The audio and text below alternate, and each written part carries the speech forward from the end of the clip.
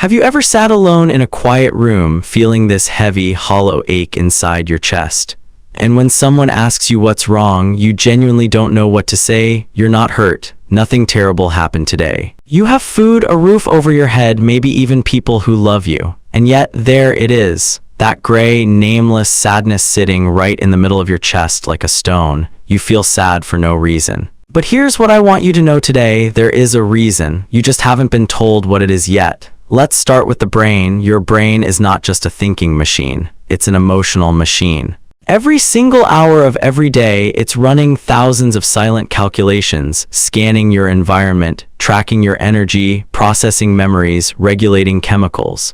Most of this happens completely beneath your conscious awareness. So when sadness shows up without a clear story attached to it, it doesn't mean something is broken inside you. It means your brain is reacting to something internal, something biological, something that doesn't always come with a label. Psychologists call this free-floating sadness or sometimes undifferentiated emotional pain. It's real, it's common, and millions of people feel it every single day without ever understanding why. So what actually causes this empty, sad feeling? The first reason is something called emotional residue. Think about your life over the past few weeks. Small disappointments, a conversation that felt off, a dream you quietly gave up on, a friendship that slowly drifted away, a version of yourself you thought you'd be by now. None of these things felt like major trauma. So you kept moving, you pushed through, you told yourself to stay productive and stop overthinking. But emotions are not files you can just delete. When you don't process them, they don't disappear, they accumulate. They build up in layers like sediment at the bottom of a river. And eventually, that sediment rises. That's what you feel, not one single sadness, but the weight of many small, unprocessed feelings finally making themselves known. The second reason is neurochemical imbalance. Your brain runs on chemicals: dopamine, serotonin, oxytocin, norepinephrine. These chemicals regulate how you feel, how you sleep, how motivated you are, how connected you feel to other people. And here's the thing, these chemicals shift constantly. They're affected by your sleep patterns, your diet, your physical activity, how much sunlight you get, how much human connection you experience. When any of these go even slightly out of balance, your emotional baseline drops. You wake up feeling gray. You go through your day feeling flat. Nothing excites you, nothing feels quite real. It's not dramatic enough to call a crisis, but it's heavy enough to make life feel dull and empty. This is not weakness. This is chemistry, and it responds to care. The third reason is existential emptiness. There is a specific kind of sadness that comes not from what is happening in your life, but from a deeper question sitting unanswered in your soul.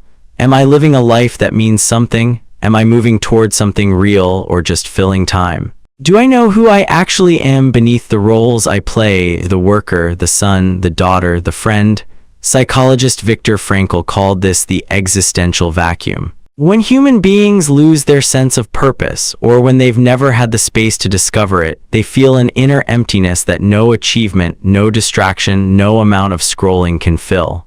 That hollow feeling in your chest? Sometimes it's not sadness about something specific. It's your deeper self asking, where are we going? Does this life feel true to who I am? The fourth reason is the quiet grief of modern disconnection. We live in the most connected era in human history, and somehow we've never been lonelier. You can have hundreds of followers and still feel invisible. You can be surrounded by people at work or at home and still feel fundamentally unseen, because connection is not proximity. Real connection is being truly known by another human being. And for many people, that kind of depth is terrifyingly rare. The sadness you feel might be grief for the real conversations you're not having, for the intimacy you're not experiencing, for the version of yourself you only get to show when someone truly, safely sees you. The fifth reason is the body keeping score. Your body and mind are not separate systems. They are one continuous loop of communication. When you're chronically stressed, your body holds that stress in muscles, in posture, in breathing patterns, in gut health. When your nervous system is stuck in a low-grade state of tension, not full panic, but not rest either, it colors everything you feel. You might be living in a body that has forgotten how to feel safe. And a body that doesn't feel safe will always produce a background hum of melancholy, of unease, of inexplicable sadness.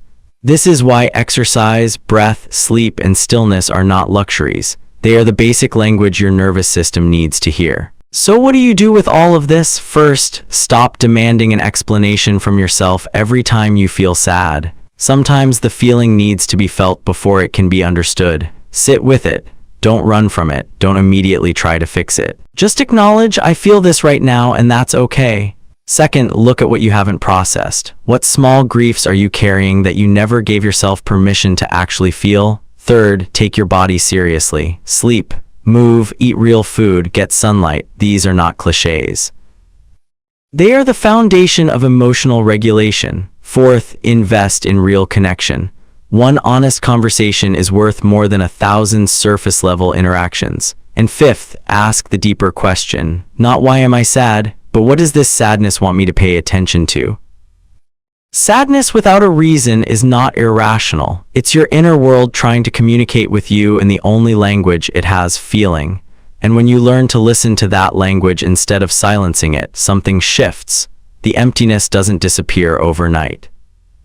But slowly it starts to carry meaning, and meaning, as it turns out, is the antidote to emptiness. You are not broken, you are not weak, you are human, and this is what being human sometimes feels like. The fact that you're asking why is already the beginning of healing.